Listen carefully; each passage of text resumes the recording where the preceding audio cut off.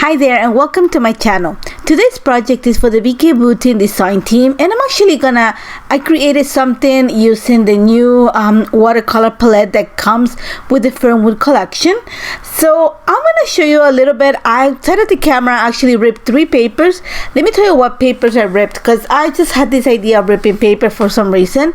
The red one is Field of Daisies. The blue one there is Fable, and I'm using the A and the B side of the Fable. I really like that distressed look, and the reasons why I'm using these colors is because the photo that I have is from 2016 of my kids.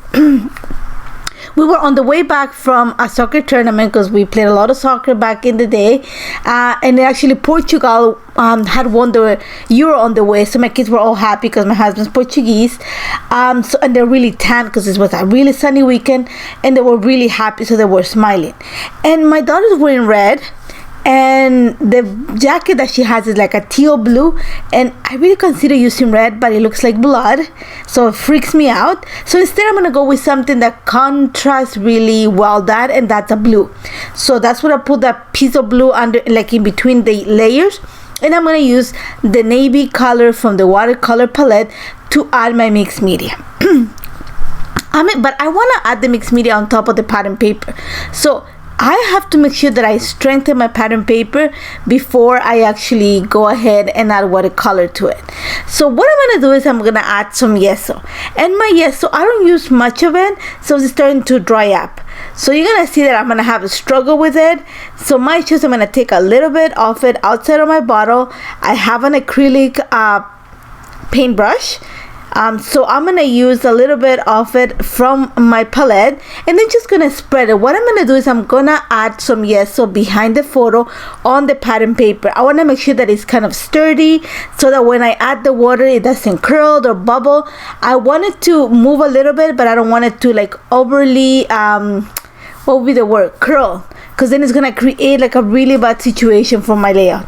And like I said, sorry, I have ripped the paper, like, while I was planning this, so my apologies if you don't see it, and thank God you don't see it, because it's not something that I do regularly. I just wanted to have that distressed look for this layout. So, and then I'm just gonna layer them together. Like I said, the top paper, it has a bit of red that my daughter's wearing, and then I'm gonna make the blue. That's what I put, a little piece in the center. I'm gonna use that to like the focus of this layout. So all I'm gonna do is these 3 pieces of paper, I'm gonna glue them to the top of my layout, and I'm gonna make sure that I add quite a bit of tape so it secures and it becomes permanent, so that I can add my mixed media on top of it. Once I'm happy with like my paper being attached, I'm gonna go ahead, like I said, I am gonna use the new watercolor set from Vicki's Fernwood collection. And one thing you have to know about this watercolor palette is not an artist quality. It's just a plain artist palette, so nothing I'm gonna say like it's gonna create beautiful projects. You could, but it's not like artist quality, so don't think you're gonna have the best results with it. No, but for what I'm gonna create, which is just a plain background, really messy one, it works. Again, this wouldn't be my choice of watercolor for like coloring a flower, but it would the choice, but it will work for the background, because it's a really messy one. And all I'm doing, like I said before, is I'm gonna punch the blue that I have on the layer of paper.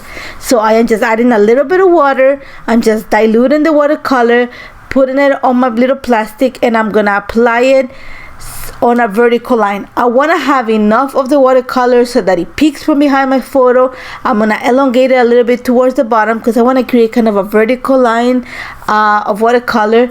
And one of the things you also have to notice about the watercolor is that it leaves a chalky residue behind. So, and again, it's not an artist quality, but what we're working with right now, which is just a background, it's fine. So all I'm doing is I'm just diluting some of the watercolor, adding some water, and I'm just applying it with the kissing technique, and then I'm just helping it a little bit with my brush. Simple as that. You're gonna see that once I have a layer of blue, I'm gonna add a little bit of teal, just because my kids are wearing a little bit of teal in the photo. So I'm just gonna add a little bit. It mixes nicely with the blue.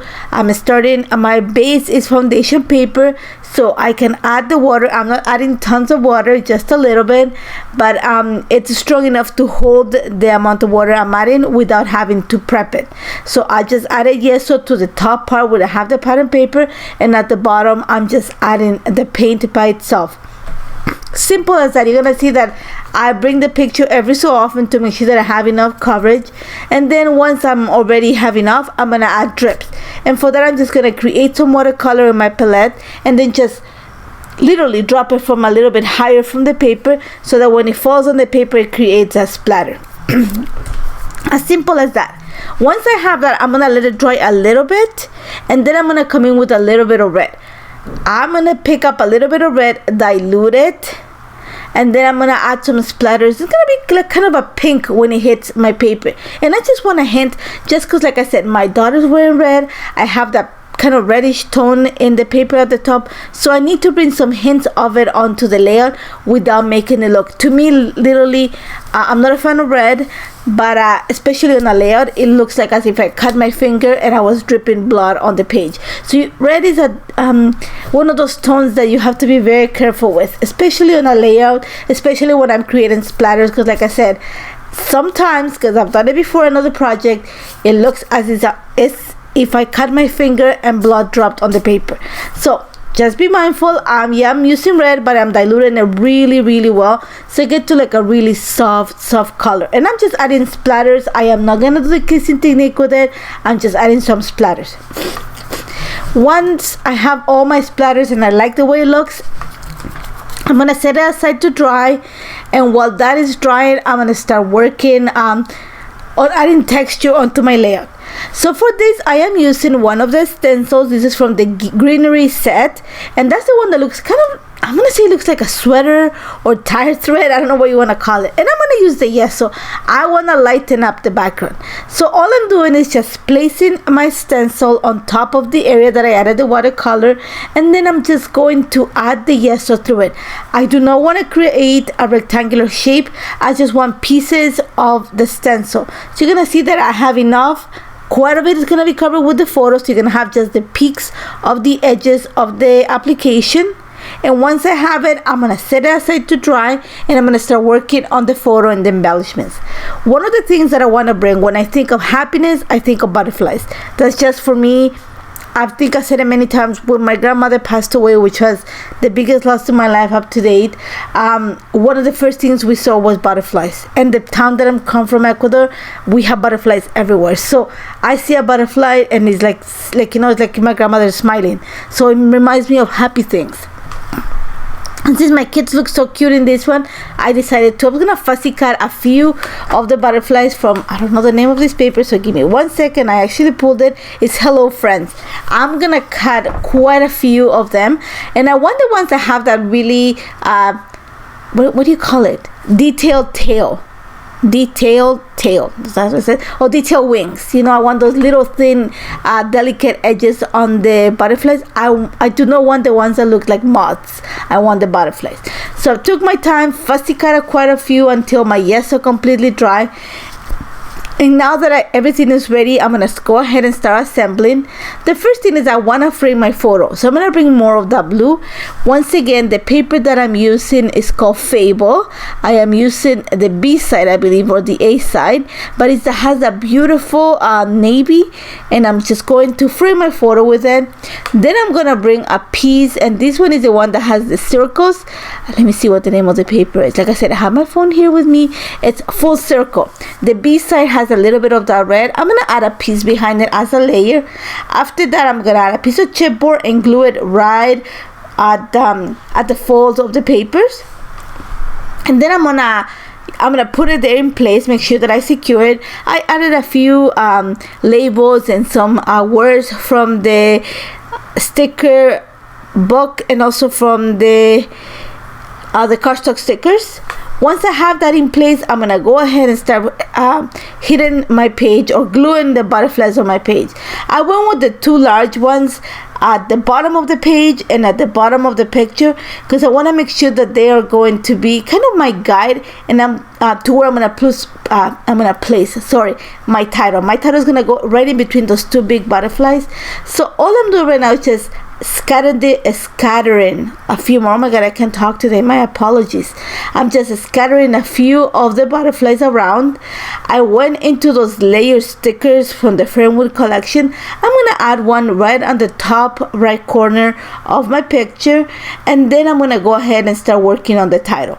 For this, I am using the Alpha stickers that are actually from the Fernwood collection, and those are the ones that you can customize. I glue them onto my page, and then I'm going to use again the watercolor palette. What I'm going to do is I want to create an ombre effect on the letters. Remember, I have a little bit of teal and a little bit of navy on the background. So I'm starting by diluting a little bit of that teal watercolor and just creating a wash for the letter. I'm trying to stay within the inside of the letter.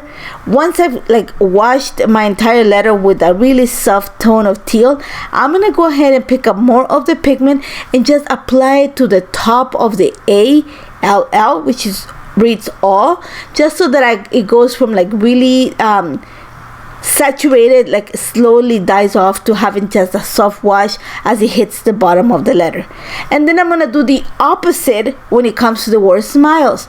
So I'm gonna go ahead and create a wash of the navy color and apply it to the entire letter, and then I'm gonna go with a more saturated tone towards the bottom of the letter and slowly work it upwards, yes, so that it slowly goes from darker at the bottom to lightest on top. So I want to make sure that when you read my title, you have that look as if it's fading towards the center of it.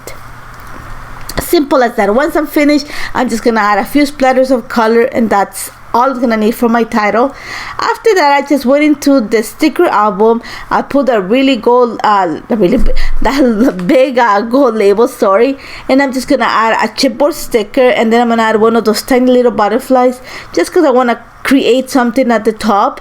Once I have all that, that's pretty much all my layout. I'm gonna add a few lines of journal right next to the photo on the bottom left corner of the photo. That's where my lines of journal are gonna go.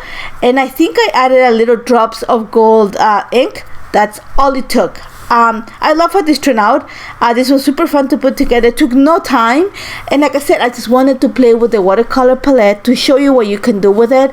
Again, it's a great palette, not an artist quality, so don't think it's gonna solve you. It's gonna give you great results. It's gonna give you great results in a background, but not in detailed butterfly. So just keep that in mind. As always, if you have any questions, don't hesitate to contact me. I would love to help you. Thank you so much for joining me, and I hope to see you next week. Take care, guys.